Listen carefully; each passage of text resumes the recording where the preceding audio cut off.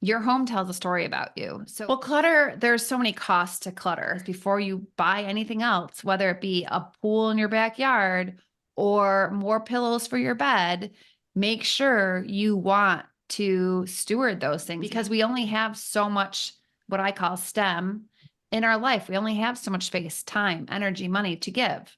Decluttering a home where someone had passed on to the other side. And I've walked through them and thought to myself, I wonder how much time they spent working to accumulate this stuff. I wonder if it brought them joy or if it brought them overwhelm and stress. I wonder if they opened up this home to share it with their loved ones. I wonder how many days they stayed home to clean instead of enjoying an experience. What should we do to start to get organized?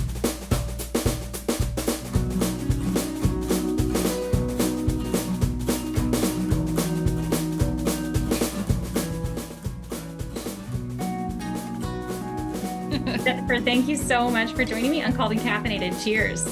Cheers. What are you drinking? Drinking water with chlorophyll in it. Wow, what does that do? It's just, kind of like a good detoxifier. Amazing. And just a good cleanse in the morning and good for hydration actually also. Is it? Okay, amazing. Yeah. I'll have to try that. Is it like chlorophyll packets that you just add, You or can get packets. This one happens to be like droplets that I just put in, and it's actually kind of has a spearmint taste. Ooh, I would like that. That sounds good. That's really good. Learn something new every day. I'm doing standard coffee. Still on the coffee kick. Yes. Well, welcome to Called and Caffeinated. It's been like 2 years that I've been wanting to have you on the show. My life just stopped, went to a standstill for a couple of years. So I'm so glad that I'm finally back and finally putting out content again because I've really enjoyed your book and it's been helping me personally a lot. So your book is called Make Room, and it's obviously a call from God for you to be a professional organizer, but I would love to hear more in your own words about what calls you've received from God in your life and what receiving those calls has looked and felt like for you. Oh, there's just, I feel like my life is a series of calls if you're paying attention, right? And the most recent one has actually been to slow down and kind of reevaluate and wait for clarity. So I've been on my career with writing books and speaking and things like that has been pretty consistent for over 20 years. And in April, I was in a car accident where it just kind of had, left some health issues that I had, nothing like life threatening, but it was more a moment, like kind of a Jesus take the wheel moment in the accident where there was a brief instant where I thought I would not make it. And then God kind of intervened. And next thing you know, I walked away. And so I have been really, I think that's the most recent where it's been like God saying, you need to kind of take a break. You don't have to keep striving so hard and doing so much, and just do more self-care, quiet down, and just be able to feel like I can take a break from the work. And so that's what I've been doing since April 1st. And I'm not really sure what the lesson is going to be. You know how that is. You just obey. I have no idea, but I know from experience when you listen to a call that there's usually going to be a big aha lesson someday, right? We're not really sure when it's going to be, but it'll be when God says it's going to be. And then there's going to be a moment where I'm like, no wonder that happened on that day. Yes. Yeah. That's so interesting. From reading your book, I gathered that you and I have a similar personality type where it is very hard to slow down and it's very exciting and enticing to take on a new project. And sometimes that call that goes against our kind of natural inclination, like for a lot of people I know who are they're not doers, they're beers. The call to slow down would be like, oh yeah, I feel that call every day. I wanted to sleep in. Yeah. For us who are doers, it's like you do have to kind of have something really pull you up short like that. So I'm sorry that happened to you, but it's wonderful that you're looking for what God is doing through that. And you have that intention. Yeah. A big thing that I'm talking about lately in my ministry is encouraging people to look for God's voice in their life and not just there's like a separation sometimes. Like I grew up with this. I grew up in a very traditional Catholic household where we have formulas for prayer. It's very formulaic. And of course, that's not sufficient. That's not all you're supposed to do. You are supposed to have this personal relationship. But I just never quite had that. And so then it was like, well, I know how to pray, but I don't expect God to actually answer me. And my Yeah. big thing lately has been like, wait, God will answer you when you pray, and he will answer you in as many diverse ways as your personality makeup and your history and your story. So I love that answer. I Well, let's agree. transition into your area of expertise, which is a gift to the world, which is personal organizing. And decluttering. So I just want to read a quote really quickly here. Everything we bring into our lives costs us something: space, time, energy, and money. And I know a lot of us, myself included, don't really think that, like, oh, it's just lying there. It's not doing anything. I don't like, this isn't costing me anything to have this object I don't need in my house. But what are some of the ways that clutter and poor stewardship kind of affect us that we may not even be realizing? Well, clutter, there's so many costs to clutter. So clutter zaps our energy. It makes it harder to find things. It costs us money because if we can't find it when we need it, which, to be honest, people don't realize that anytime you need to find something, you don't need to find it a week from now. You need to find it within a couple of minutes. And if you don't, it's just going to add aggravation and stress and overwhelm to your life. And if you really need it, you're going to run out and buy a replacement. Even if you have five at home, you just can't locate them right now. So it also can cause shame and embarrassment when you have other people in your home. It can just weigh you down and make, give you mental clutter, making you think that you should do this better. You should be a better, housekeeper, a better organizer, a better mother, a better wife, whatever the case may be. There's just, it was like, I think my first book, I wrote 15 ways that clutter costs you. And it was Mm-hmm. very eye-opening to a lot of readers because we think that we need, there's society and marketing and promoting and all the things are telling us we need all this stuff because if we get this item, we'll be happier or healthier or, prettier or richer or whatever the status quo is. And we believe it because the marketing companies are doing their job. They're convincing us of this, right? But then when we bring it home and we have to take care of it, we have to clean around it, we have to home it, house it, store it, rearrange it. We have to do all these things for as long as we own that item. On top of hundreds, maybe thousands of other items in our home, it's a lot of responsibility. And that's when we start to feel like we're wearing this really heavy backpack on our shoulders and it's weighing us down. And that's when women call me and say, I've had enough. I can't do it anymore. I'm so overwhelmed. I'm exhausted. And it's like what started out as maybe something that you thought was going to bring you joy in in an aisle of Target. You were feeling joy. You were excited to buy it and put it in your cart and bring it home. All of a sudden, if you look a week, a month, a year, it depends on the item. Does that still bring you joy? And chances are it's no, because lasting joy does not come from things, but we still keep trying, right? We still keep trying to do retail therapy and have a quick fix. And we think maybe today we'll buy the lasting joy in Target. And it's just never going to happen, ever. Mm-hmm. And I've been in thousands of homes at this point, and I've worked with thousands of people that believed the lie and then realize that they need to make a change. And so when you go into a home and everything has a space and you feel peace and serenity in there and you get home from a long, hard day and you feel comfort and joy in your home, then you're doing something right. Because really, our home, Stacy, is the only place in the entire universe that is just for you and your family members. Nothing else is for you. And so it's important. It's really important. And I just want to make sure that people realize before you buy anything else, whether it be a pool in your backyard or more pillows for your bed, make sure you want to steward those things. Make sure you want to be in charge of all the responsibility that comes with it. And also ask yourself, am I willing to give up more space, time, energy, and money for this thing? because we only have so much, what I call STEM in our life. We only have so much space, time, energy, money to give. They're Yes. very finite resources. So Mm. it's a whole different way of looking at things. That's resonating with me. I grew up in a home that was where my family was very thrifty. We didn't buy a lot of stuff, and Hmm. so now I think rather than going and getting the new thing from Target, my weakness is when people give me free stuff, I Hmm. find it hard to get rid of it. But it's Yeah. essentially what you're saying too. It's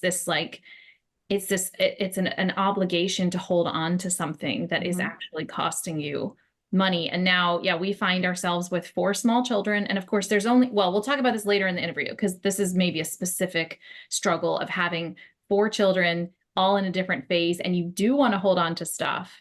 Yeah. We'll get to that. We'll get to that Yeah. later. Yeah. Let's keep it big picture for the moment. I want to quote Hebrews 12:1, which says, let's strip off every weight that slows us down, especially the sin that so easily trips us up, and let us run with endurance the race God has set before us.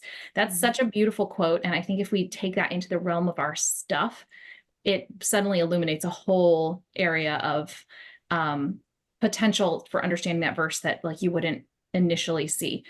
So in your book, after quoting that, you asked this really great question. You said, is your home a true external reflection of who you are on the inside? And if our honest answer is yes, and our homes are cluttered, then Hmm. what should we do to start to get organized? It's kind of like, uh-oh, my soul is cluttered too.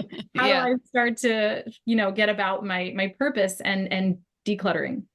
I wanted to just share about today's episode sponsor, which is CWCNFP, Catholic Women and Couples Natural Family Planning. They offer free classes, so you don't have to worry about a cost prohibitive barrier. The classes are virtual, so they will work with your busy schedule, and they offer classes in both English and in Spanish. Did you know that only 20% of married couples have ever tried a natural family planning method? And yet, when you look at the statistics of people who stay together, couples who ultimately stay together in the United States, it is so high for couples who use natural family planning. It is 98%. It is a fantastic thing to do for your marriage. Now, I'm also not going to sugarcoat it for you. I'm not going to pretend that it's like this honeymoon every month scenario that my husband and I were told when we were preparing for marriage. Our experience has been that NFP is very, very hard. But in the same way that you have to do hard things in order to acquire virtue, practicing natural family planning has been so good for our marriage and has helped us grow in virtue so much over the 8 years that we've been married. I'm going to link below to their Facebook and Instagram page, as well as their website, of course, where you can read all about them. Thanks for hanging with me here. Well, first of all, let me say that walking into strangers' homes on a regular basis, your home tells a story about you. So, me having done this work for a long time, as soon as I walk into a home, I feel the energy, I feel the personality of the house. I can probably say a lot about the people that live in the home without them realizing it. The Mm-hmm. stuff, the stuff tells me a story. I like to walk in and I like to see who the family really is as far as in a positive way. Like if you walk into someone's home and there's some photos or there's a specific sign or there's a piece of decor that really is like, oh, okay, that tells me a lot about that person. Yeah. But I don't think people really look at their home the way I do as I walk in this work. It kind of just becomes background noise. You don't even see it anymore. But then you don't realize how much of that is affecting you internally. When you walk in the door at the end of a long day, are you like, oh, look at the mess over there. Look at the kitchen counters. Oh, it's exhausting. It screams work and it screams things to do. Or does it say, you're home, welcome. It was a long day. Here's a nice soft place to land. So think about the story that your home tells. But I feel like as far as where to change it, it's one little area at a time. A lot of times, this is a major thing that bothers me in my line of work is we could work all day long on a space and most of my clients will focus on what's not done at the end of the day rather than giving themselves credit for what they did. And I have to constantly remind them of that. But to really do this work the right way, you want to first kind of write down all the things that are bothering you about your home and the things that are just like you look around and you're like, instead of like, yay, I love it. Yeah. Um, and really start with those areas that are driving you crazy, or maybe when you're in the area, it's aggravating, right? It's stressful. Maybe it's your closet in the morning. You're late for work every day because you just can't put an outfit together. You're going through 10 things you hate just to get to the one thing you like and feel good in. And so those are the red flags of the area that you really need to focus on. And then it's basically grabbing your calendar and saying, I'm going to find these small blocks of time and setting an alarm in your phone. Like, first grab that date, right? Make that date with yourself and don't break the date for anything. And then the second thing is to set an alarm and give yourself X amount of time. It might just be 20 minutes. It might be an hour. And when the alarm goes off, you have to be done and move forward on something else and come back to the project until it's finished. Most of the time that doesn't work for people. If they start something, they feel like they have to finish it today, which is really hard to do. And if they don't finish it, they feel like a failure. And that kind of, they start out with momentum and they feel really fired up to do the project, and then they get burnt out because they're not realizing from the get-go. You have to set the expectation. It's a small step towards progress, just like working out. We don't lose 10 pounds because we go to the gym for 2 days. We have to make a series of choices. We have to stop eating potato chips. We have to stop the ice cream train at night. We have to put in 15 minutes until our muscles get stronger. And then maybe we like it and we do 30 minutes. I mean, we have to build up our stamina. And it's the same with organizing and decluttering. It's not going to happen overnight. And usually it's taken a long time to create the mess. So it's going to take some time to clean up the mess. Oh, I love how you broke that down so manageably. Everything in me is saying yes. Do you have you heard of she has that several million followers, I think, on YouTube. Her handle is But First Coffee. She's No. she's big into decluttering and space management. I enjoy her channel a lot. I can't remember her name right now, but she talks about daily decluttering. Mhm. And so I have started in the last year or so just doing like my spices. Yeah. We're going to consolidate the spice jars today, and we're going to throw away or recycle the ones that are done, Yep. and we're gonna give away the ones we don't use. And then just that is decluttered. And then maybe I'm literally just going to do like the silverware drawer, reorganize, clean. But then every time I open the silverware drawer, which is what, like 20 times a day, I get this sense of like, you know, and it doesn't really take that much time. It really, to do a closet declutter, you don't have to do all of your closet. You can do just your pants. That used to be the old way, Stacy. Empty your closet. Yeah. And then redo it. Like, get everything out. Nobody has time for that. No. It's not realistic. Not if I waited until there was the perfect moment, I would never declutter. There would be no hope. Yeah. Right. Yeah. And I love I want to highlight too what you said about your home being telling a story about you that maybe most of us don't think about, because I think there is an opportunity there for greater intentionality. And your home is a witness to the world of who you are. And if you want, I know a lot of people who are reluctant to invite people over to their houses because of what a mess it is. And I think, and I've felt that myself many times, but I try not to let that stop me, just because I know that I will never have anybody at my house if I wait until it's perfect. But at the same time too, I do want to be proud of it. We're building a home right now. We have this great opportunity to kind of start all over. So I'm really trying so hard to be so intentional with everything I put in that home, so that, like you're saying, when you said your home tells a story about you, I was like, oh yeah, I want this new home. I've designed it, to hopefully look beautiful. And when people walk in, I don't want them to be like, wow, what a nice home. What a lot of clutter.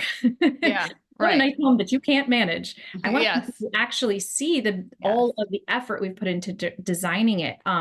So I'm already feeling like so eager to get out of vacation mode and get back home so I can start decluttering. Well, don't rush your vacation. Yeah, you're right. I have all year to declutter. Yes, you can do it when you get back. Yeah. So let's move into talking about some systems. Okay. So we talked about kind of this, like breaking it down to a very manageable 10, 15, 20 minutes. But there's another great quote I have to quote from your book. God did not create you so that you could work to gain more possessions and then be a slave to them. So what are your systems for decluttering? And then what are your systems for reworking your systems around clutter? Well, so first of all, there's three basic rules if you want to make this super simple. And I can tell you, if you follow these three rules, you will have a more organized home. Number one is, do I love this? Do I use this? It's those two questions that I have all of my clients ask themselves over and over. And it's what I teach, because there's something that you look at and maybe you bought it on your honeymoon and it really doesn't, you don't use it, but when you look at it, you just feel joy. You remember the good times, you remember the love of the honeymoon, and you're like, yes, I just love that. I don't even know why. And then there's the thing like the blender where you're like, no, I don't love this. I wish I could get an updated one, but it's what I have right now and I use it all the time. So if there's something where you don't love it and you don't use it, then that's a sign that you should think about letting it go. And with that being said, your brain is going to tell you all sorts of excuses or make you feel guilty, like so-and-so bought it for me, or it costs X amount of dollars. And those are not excuses for keeping it. It's, do I love this? Do I use this? Second thing, go ahead. I ask a question there because there's I'm sure you hear this a lot, and I'm already thinking about like in several things that I would like to get rid of, but there's maybe an aspirational quality to these things where I maybe I don't use them, and I would love to be the kind of person who uses them, but I'm not actually that kind of person. Yeah. And I hope to be someday, but I'm not there yet. What would you say about, it's a very general question, but what would you say about that?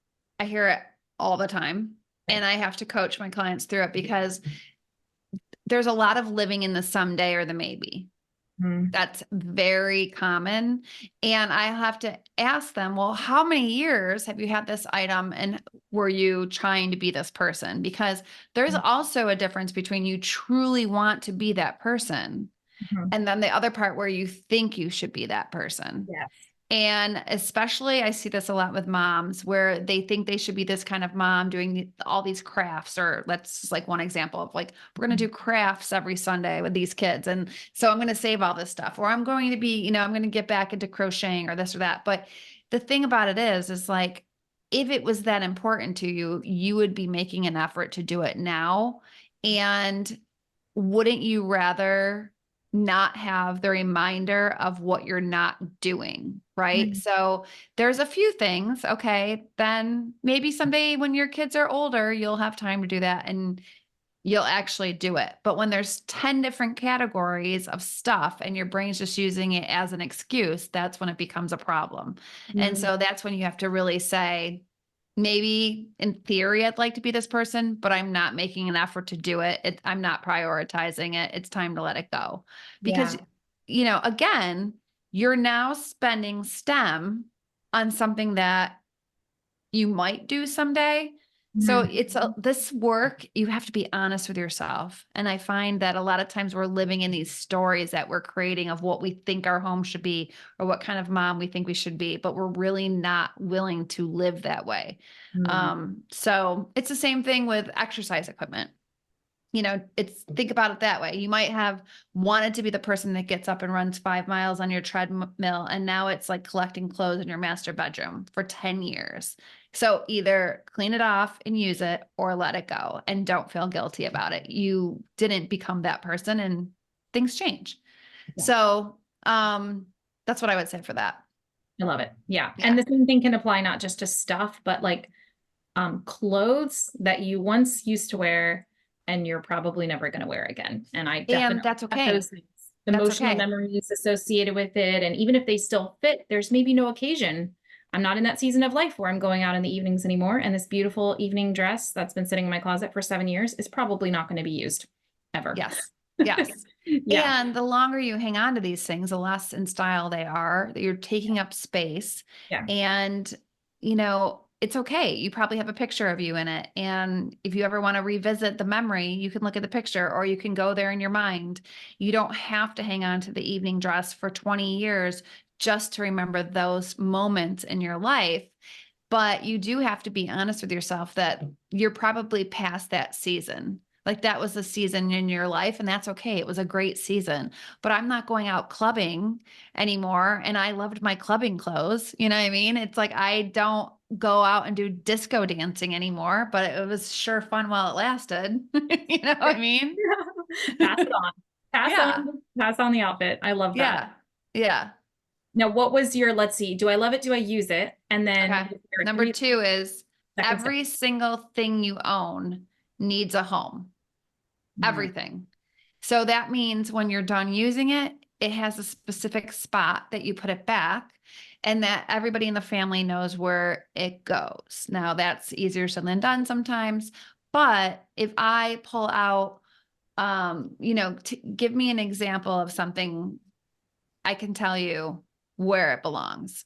There's nothing in my house that doesn't have a home. Doesn't mean that things don't come out of their home, right? On a daily basis. But it's easy to put them back. I don't have to dig hard. I don't have to work hard. I don't have to like do 15 steps to put them back. It's simple. And if you don't have enough space for everything to have a home, then you have too much stuff. It's a simple math formula that you might not want to hear, but it's true.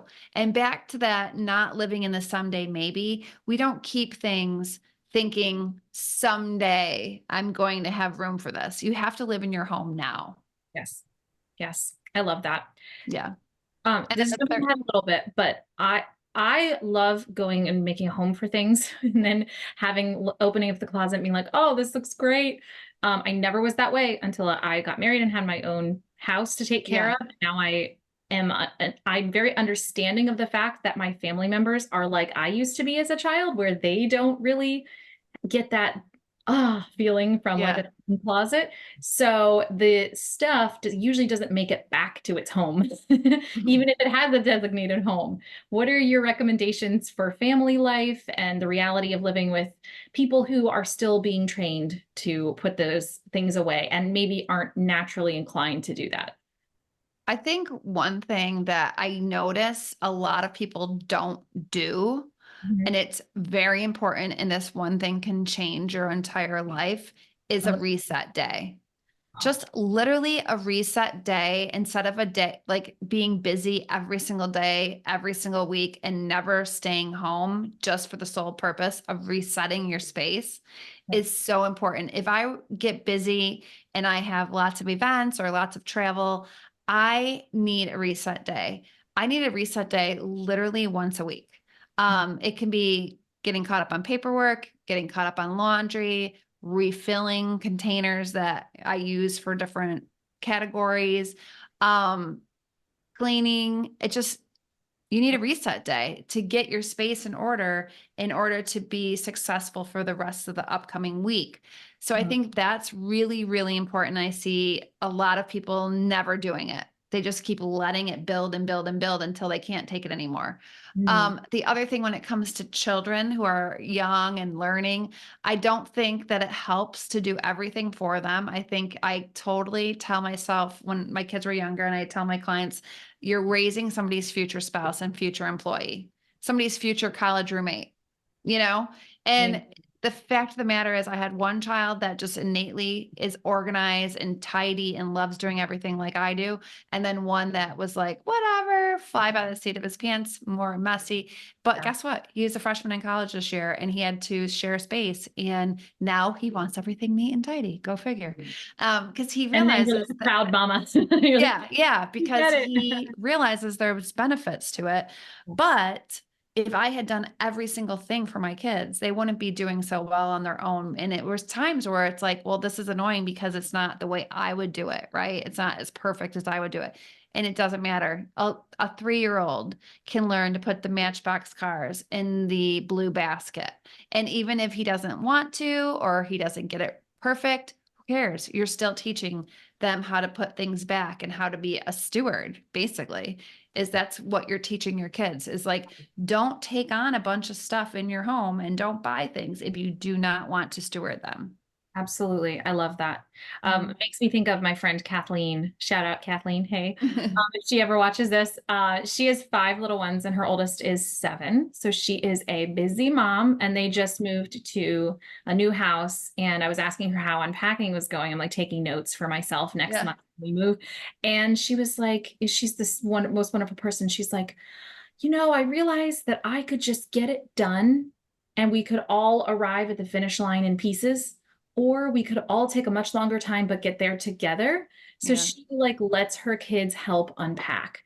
And Yeah. it in my imagination, I don't know how it goes practically, but I know with my children, it would probably be like all day and we got 3 boxes unpacked. And God bless her, she has the patience. And so Yeah. I was like, okay, this is a good challenge to actually, as we take things out of the box, give them a home. Yeah. And then don't take them out of the box if they're not going to have a home. Donate them to Yeah. someone who actually will give them a home. So Yeah. I love that. I love that. Yeah. And the reset day, great. I love that. And I will say, two things, Stacy, is like, number one, when you're moving, I think everybody tries to like open up every room at once. And Mm. I really suggest putting as many boxes like in a spare bedroom or a storage area and pulling out one at a time and Mm. unpacking that way, because it's so overwhelming to see empty, half empty boxes everywhere in every room. And then you can't function or you get tired and want to go to bed. So just put as much away and enjoy the process. I mean, obviously you're going to have to unpack silverware and plates and things like that and bed sheets first, but every piece of decor does not have to be unpacked the week you move in. It I just love doesn't. that. I love Yeah. that. And then that way you're not fighting through clutter to finally Mhm. get to a place where your house isn't cluttered anymore. You're actually just Right. it's never it's either out of sight or it's Mhm. in its home. Yeah. Love Yeah. that. That's That like, is I actually, one of my favorite parts of my job is always to help people move into new homes because it's a clean, fresh slate. Like Mhm. you can enjoy the process of creating the home. There's no rush to Mhm. have a home decorated. You just need to have the necessities out at first. And That's then as you regain your energy and you find some settlement, you can enjoy, maybe I like this painting in my last house, but I really don't like it here. Or maybe I need to lean it against the wall for a week. I'm not really sure how I feel about it there. Like yeah. just enjoy it. There's no rush. Adding in kind of slowly. Hmm. Yeah. And then also I find this reminds me of another decluttering technique that I heard of once, which was like put things away. Now, this wouldn't apply to a new move, although it kind of can, but like put things away in a box. And if you're not sure if you want them or not, and if you reach for them within a month, then you want them. If you don't reach for them and you're never like you never miss it, Hmm. and it's probably time to Yeah. just give it away. And I thought that's brilliant. Yeah. Hmm. So since everything's already in a box, see how long it Yeah. takes to reach for it, and maybe Yeah. just donate that box. Yes. Let's The do it. third step is like things together. So that means that, for example, if you have gift wrap, this is just one example. You do not want to be running out the door for a baby shower and have to look for a bag and then tissue paper and a card and tape in 5 different spots and like hope that you can piece this together. You want to be able to set yourself up for success by just going to one spot and just there's the gift wrap.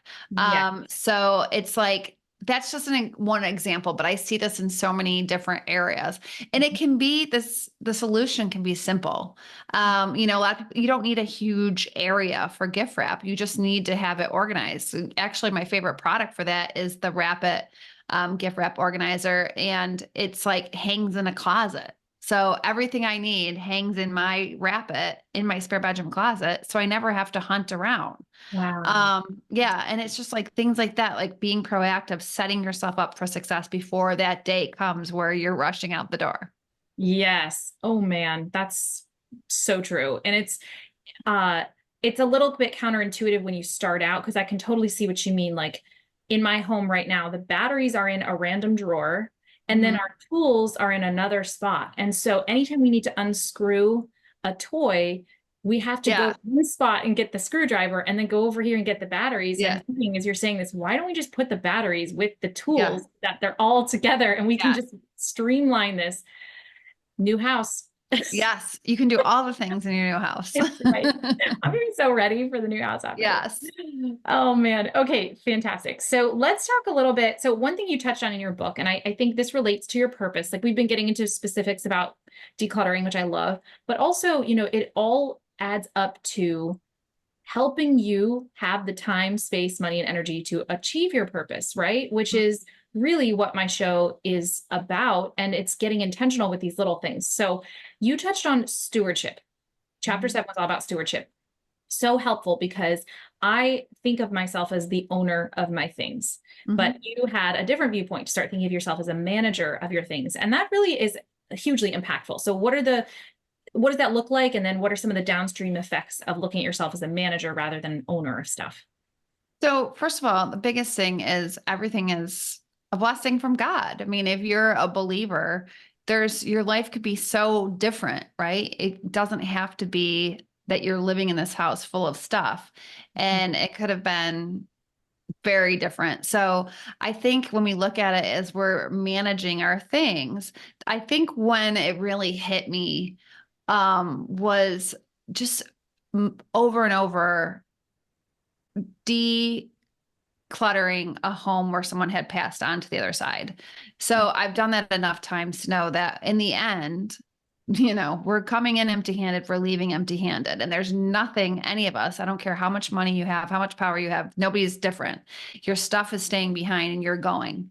And so when you look at somebody's home, and I've walked through them and thought to myself, I wonder how much time they spent working to accumulate this stuff. I wonder if it brought them joy or if it brought them overwhelm and stress. I wonder if they opened up this home to share it with their loved ones. I wonder how many days they stayed home to clean instead of enjoying an experience. All these things that it happens. And so when you think about it that way, I also think it ties in that a good manager isn't going to hoard things, meaning if you're not loving and using it, it's time to make a decision on when to pass it on. So I think there's a lot of different things that go along with managing your stuff, but it's a broader look at things that, really life isn't about any of it. It's really not. It's just at the end of the day, it's just stuff like behind you. It's just a dresser. It's just a clothes inside. It's just a turtle. It's a TV. It's like, it's not what life's about. You know what I mean? Like this is not the most important thing in life. But are you sharing your space with people that you love? Are you saying, "Hey, come on over"? So I'll give you an example. A group of us from my son's high school. The moms and dads still keep in touch, and we do a once a month happy hour where we all get together and we rotate houses. Well, the one couple, they're in the middle of construction in their home right now. And they could have been like, I'm not having anybody over. It's embarrassing. It's messy. And it's like so refreshing when somebody's like, my house is in complete disarray, but still come. And we had a great time. None of us are with our magnifying glass looking at the mess, and it's not what you're focused on. But to have an open door and to create a memory on a nice summer night and to sit on their patio and to just have time together, that's what we're going to remember. Nobody's going to remember that one time you had us all over and your bathroom was under construction? Nobody cares. But in your mind, you think, oh, I'm going to have people over a different day when my life in my home is perfect. And you will waste your entire life doing that. So those are the things that I wonder in my head when I go through a deceased person's home. Like, were they living or were they living for the stuff? So managing it is like being grateful that you have it, but taking a good stewardship of it. Yeah, absolutely. I had this fantastic article. I'll link it in the show notes. It's called Host Crappy Dinner Parties and See Your Friends More Often. Yeah. And the concept was have your friends over when you are literally just making the exact thing you'd make for your family anyway. Make a double portion. Don't clean up anything in a way that you wouldn't anyway. And just see your friends constantly instead of not ever inviting anybody over. And I love that very much. Yeah. And this ties back to like what you said about the reset day. We generally have been doing a reset on like Saturday mornings. And I find myself thinking like every Saturday morning, this is necessary, this is good, but I would also rather not spend this much time resetting. And I think that's kind of an interesting thing too. Like if we had less time that we needed to reset and less stuff we needed to reset, we would have more time to go out for ice cream or drive or do more things with our friends, which then you just have to say, well, the logical conclusion is we just need less stuff. And I think this conversation is giving me permission to just be like, my kids don't need this many toys because this is going to allow us to have more opportunities with each other, doing the things they really want to do anyway, which is to have fun together as a family on the weekends. Exactly. It's the same when I see, where somebody has too many clothes. then it makes more laundry. Because, especially with kids, because kids will pull out 5 things in a day and they're not even dirty. And now you're doing 5 times the laundry. But also it's harder to put your laundry away. So now you let it pile up because it's so aggravating because the drawers are stacked, the closet's stacked, and you can't squeeze anything else in. So now it becomes annoying, where if your drawers are half full, it's not a big deal to place a pile in there. But 100%. we're not taking the time to set ourselves up so that it's easy and efficient. We're just barely getting by, doing the bare minimum, and it's not helping us. So when people have to take time out to do an organizing project and it's not done overnight, I'm always reminding them, you let it go for a long time. And that's why it's not going to be like, I just had a client where we were doing her basement and she just kept saying, how long do you think this is going to take? I said, well, think about it. You let it go for years. So we got it done in 3 days. I thought that was great, but it took years to get it that way. And I always say, if I had an organizing wand, I'd be a billionaire, but it takes work. And it takes decision making, deciding on everything. Is it staying or going? So if you keep up with it and you keep it minimal, and I'm not a minimalist by any means. I mean, I practice what I preach in this house. And so, but I think that I make it easy to maintain. Yeah. That's the key. Yes, 100%, 100%. Let's talk about calendar organization and screen time. I know you're a big advocate for digital calendars, which I think makes a lot of sense. It streamlines things, and then you never lose your calendar, assuming you take your phone places with you, which is most people I know. But then it's also really hard to maintain boundaries. My struggle is like, I go in to put a play date in my calendar and then I check my messages and I think, oh, I wonder what's happening on Instagram. And then, and then suddenly it's been 20 minutes and what have I done? And I've done so many other things those 20 minutes. So what's kind of a, especially for those of us with children who are going to have to train, we're at this forefront, right? Of like this new frontier. And nobody is like, we don't have decades of evidence or statistics behind us or like managing systems. We're all just figuring it out right now in real time. And we need to train our children to have boundaries as well as ourselves. So what are some of your kind of parameters for that? I was just actually talking to a client yesterday who has a 14-year-old, and she asked me the same question about the phones. And we were very strict about the phones. They had to have their phones, on the counter, not in their bedrooms at 9 o'clock at night. And she said to me, till what age? And I said, till they graduated high school. And she said, really? And I said, yeah, because a teenager isn't going to really have enough control to turn off their phone at night by their bed. I just don't see it. I see that, the next day at school, somebody's like, well, I tried to call you at 10 o'clock and, they're not going to be like, sorry, I was sleeping. Like most of them are, there's too much pressure. So I took that decision away from them and taught them that this is how what a healthy boundary is. And you don't have to feel obligated. I don't answer my phone past 8 o'clock at night unless it's an emergency. I don't text. I don't respond to clients. I just don't. So I had to teach them that. And then it became, when they went to college, I was like, oh boy, what will they have their phone on all night? And they're not used to it. So they didn't. They were more apt to put it on, silent their notifications and realize that sleep is a priority, but who is going to teach them that? Yes. So, the phones just really, it's one of the biggest frustrating things for me, Stacey. And I actually, when I took the break from the podcast, I took a break from social media because I'm not enjoying it anymore. I don't find it fun to have to do reels and post. And I feel like I'd much rather do this or meet in person. And I feel like there's a change coming. People are tired from it. Absolutely. And when you can't, when you're saying, I don't have time, which people are saying that all the time, that's a lie that we're telling ourselves. We do have time. And I guarantee that you're not stopping scrolling, But if your house is in disarray and you're telling me you don't have time to manage it, I would ask you, how many minutes a day is your phone telling you that you're on it? Because there's a lot of time you could collect right there. And Yeah. so it's a struggle, right? But what are we gaining from it? Yes, 100%. Really, what are we gaining from this? Yeah, totally. I mean, when you bring up social media, I mean, that's been a huge change for me is I have really stepped away as well.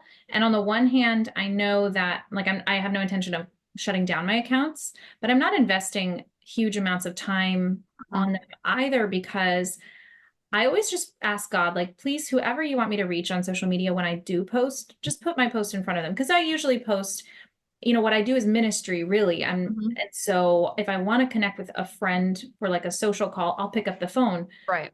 I'm not going to be, or I'll text them to set up a time to talk, but I'm not going to be like answering every single message on Instagram just because I just don't have time. I should probably put something on Instagram and say, email me here, in my profile. Yeah. You can find me an email because I just don't have time to keep up with well, I don't want to make time. That's like you said, I have time. I could make time to answer every single message, but I think the greater value is to just post very occasionally and not feel this need to be constantly available on social media because I just don't think that's where my ministry is.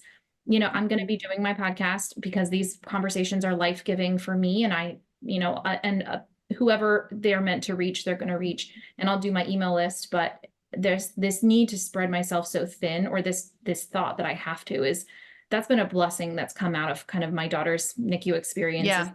No, I don't need to be hustling. I don't need to be available on every platform. It's just not going to be the way that my life is much better, and I compare myself a lot less to other women when I'm just living in the real life and the real presence. And I hear you. A lot of people have said a similar thing that I've heard lately, where I think a change is coming, where people recognize that we've all had this hysteria of like needing to be on our phones all the time. And on the one hand, it's kind of like scary how addicted we are now. But then on the other hand, we're all kind of like coming to more of an awareness, like, this is actually, we do need to set boundaries.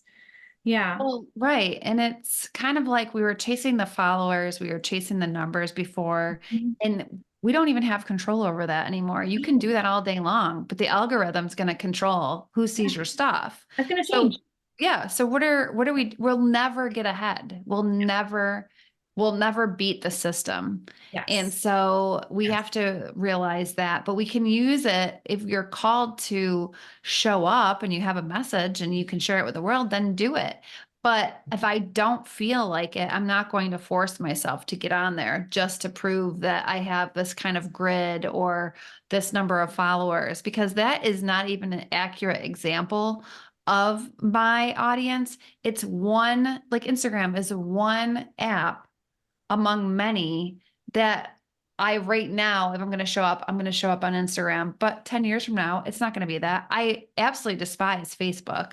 I lost my access to my Facebook that I had for 2 decades over a code generator app this past year. So all of a sudden it's out there in the world. I can't access it because I can't access this app that was giving me the security code. And Facebook doesn't care. Wow. Meta doesn't care. I tried contacting them for 8 months. They don't care. Wow. So now I have my personal stuff out there. I can't even access it. Wow. And I can't even go on there and tell people that I'm not there anymore. So it's just so ridiculous. And that has happened to a lot of people that I've, not just me, but so many other people, where one day it's there, the next day it's gone. So why are we putting all of our eggs into a basket we don't even own? Absolutely. 100%. I was shocked when I stepped away from Instagram for maybe 9 months or so. And then I got back on, and I was shocked at how many advertisements I had to look at. Yes. I think it's like boiling the frog. It's been, a lot of people don't notice it because they've been there regularly, but stepping away and then coming back, I was like, oh my gosh, I'm not even seeing the people that I want to follow. Right. I scroll through 5 ads before I see even 5 posts from people that I have chosen to follow. And I was like, well, no wonder the engagements on posts are going down, because you have to scroll so much to even see the people that you're choosing to follow, unless you choose to pay and become an advertiser yourself. And, for I'm like a one-woman show practically. I do have an assistant now, but I do pretty much everything myself. And so there's just not the chance that I'm going to want to invest my family's money into advertising. And even if you do, there's no guarantee who you need to see it is going to see it. Absolutely. It's all like it, and the other thing that really concerns me nowadays is the AI. Like, I just think that's so creepy. I mean, there's literally books being written with AI, and I'm like, this is just cheapening the industry for all of us. So Yeah. the next time I pick up a book, I don't want to read it if it's written by a robot. I want to read it because it's somebody's like part of their soul that they poured into the book. Yeah. So there's just, Yeah. I'm concerned. Absolutely. Absolutely. I heard of an illustrator who does beautiful artwork, and she was told by a company that they could get illustrations similar to hers computer generated by AI for cheaper. And so they would not be using her for the book. And that was very scary. I have hope that, well, as long as there can be enough like kind of control maintained over AI to the point where you can actually know what's generated by AI and what's not, like somebody is doing it and AI isn't just taking over everything. But provided we can maintain some control over it, I do have hope that people are going to want to go back to a real authentic experience. We're seeing, maybe this is just my corner of YouTube, but there's been such an explosion of homesteading and people learning to make sourdough bread and people wanting to have chickens. Like, people want to have more stake in their lives and not just take what's given to them. And similarly, like we're talking about with Instagram, it's like, I don't know the algorithm, so why would I put all my happiness and all my potential for success or failure with my ministry in the hands of something that is always changing anyway? I want to have more of my own, to have more, what am I looking for? There's a term, self-actualization, I think. Yeah. And I think that's something God wants for us to really, Yeah. to just live out of reactive or take what's given to us always, but just to actually have that self-actualization. Anyway, the whole thing. But I'm gonna have to wrap up here very soon, but I would just love if you're ready to transition a little bit. Let's talk about, I think it would be great to end this on a quote from Terry Savelle Foy, which is, "We think of needs, God thinks of seeds." And she was saying that in relation to giving, joyful giving. So, all of this, we're talking about decluttering, getting rid of things, organizing our homes for beauty, for ourselves, for hospitality, but then ultimately also our purpose really is to give ourselves away. And so how does that relate to everything we've been talking about? So this is one of my favorite things to talk about, Stacey, because to me, I love talking about this one term, which I coined local give. And basically, it's about using your decluttering process as a ministry and going through and saying to yourself, if do a quick Google search in your local community, find the local nonprofits, not the big ones like Goodwill or Salvation Army, but the little ones like the domestic violence programs, the animal shelters, the, places that are looking for donations. Get familiar with what they're looking for, and then go through your home and ask yourself, if this is just sitting in a closet or attic or a basement, what good is it doing? Am I really being a manager of the blessings God's given me? Probably not, because there's somebody else out there that could use those clothes or those blankets or those towels or those dishes that are just sitting there and you're not using. And it just gives you this motivation and this excitement to part with your clutter. So local give is really, it can be really a ministry all in itself. You can look at it as like, I'm out here helping others, and I'm not going to, I'm going to just make a decision that I'm going to be a good steward of things. I'm going to show my kids how to be a good steward. Even when they're little, right before Christmas, I always used to ask my kids, give me 5 toys that we can go give to a child in need that isn't going to have a bunch of presents under the tree. And so they just learned from a young age that you can part with things. You don't have to have a death grip on your stuff. So I love, I love the thought that I love what Terry said about planting seeds, but you never know what's going to happen when you give. You just don't know how that's going to spread out into ripples into the world. And so It could be as simple as you took some towels that you no longer need to the SPCA and, you gave a scared dog a warm blanket. I mean, it can be anything. You just don't know how that can put good into the world. And it's simple and it's free. Yeah.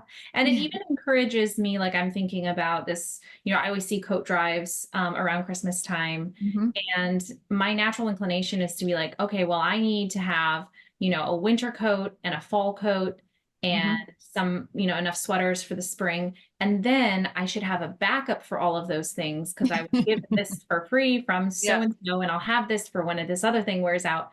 But then it's just sitting in the closet, and now, it's not doing anybody any good. So what you said there was like inspiring, like, no, this actually could start doing somebody good now. And then I can trust that in 5 years when my current coat wears out, guess what? Maybe my taste will have changed and I'll want to go shop at the thrift store and buy Yep. myself another one for Yes. $10. Yes. But the 5 years of not having that coat taking up space in your home before it actually gets used is, like you said, a ministry. I love that. I love that so much. Yeah. It's Anything amazing. else? Yeah. Oh, I'm sorry. Go ahead. I was just going to say one thing that drives me crazy because besides the fact that I do organizing and coach people on how to declutter, I also run a semi-annual family consignment event that I've run for like 18 years. And it drives me nuts when a nonprofit is like, we only accept brand new items. That's absolutely ridiculous because all of us can benefit from used items, whether we're repurposing it, we're recycling it. I mean, passing it on from one family to the next. There's just so much waste in the world. And I think if we would circulate properly, there'd be no excuse why anybody in this country is going without things that they need. Because I can tell you, I've seen enough stuff in just the houses that I've been in the past couple of decades that could help. If there's that much stuff in every single house in America, there's no reason why anybody should be going without anything. It's as simple Absolutely. as that. Absolutely. Even just like seasons of things, you can always buy something secondhand and then donate it back. Yes. We do Yes. that all the time with toys. I'll buy a Yep. toy that's Yep. used, and there's so many plastic toys for children that last forever. They're going to be here way after I'm here. They're Yeah. never going to decompose. And we'll buy it and then we'll have it for a while. And then once the children aren't having fun with it anymore, just donate Yeah. it back and buy Exactly. something else. And then, you Yes. have stuff lying around that they're sick of, which is Yep. huge. Well, Yeah. thank you so much. I'm going to put links in the show notes where people can find you. And anything else you want to share about what you've got going on? Obviously, your book. I will link to your book or anything that you want people to click on in particular. Yeah. So the book Make Room is, everywhere that books are sold. Everybody else that wants to get more organized, if you don't grab the book, you can always go to my website, jenniferfordberry.com. And there's tons of online programs now, courses. There's a membership, very inexpensive, that will walk you through how to organize literally every area of your life. That sounds incredible. Yeah. I'm wanting that membership. Well, Yeah. thank you for your time today. What a joy interviewing you and getting into this isn't my usual content we don't usually talk about decluttering, but I just love how aware you are of drawing it back to your purpose at all times. Mm-hmm. So, and I think that really is the connecting thread that we all need. We're not just like wholly over here and then our homes are a mess, but it is a part. You have to have that integration. So thank you for all of your wisdom. I'm so flippin' excited to go home now. I think I said this before we started recording. I'm on vacation in Virginia Beach right now, and I'm like just itching to get home and start decluttering. So it's going to be a long wait till tomorrow so I can go home and clean. Yeah. Well, good luck with your move. Thank you. I appreciate. We'll take all the prayers. Moving with 4 is going to be, we've never done it before. So it's going to be quite the adventure. And we have 5 years of stuff in our home. Yeah. Decluttering. So yes. Awesome. Thank you. God bless you. Same. Thank you so much for having me, Stacey. Appreciate it.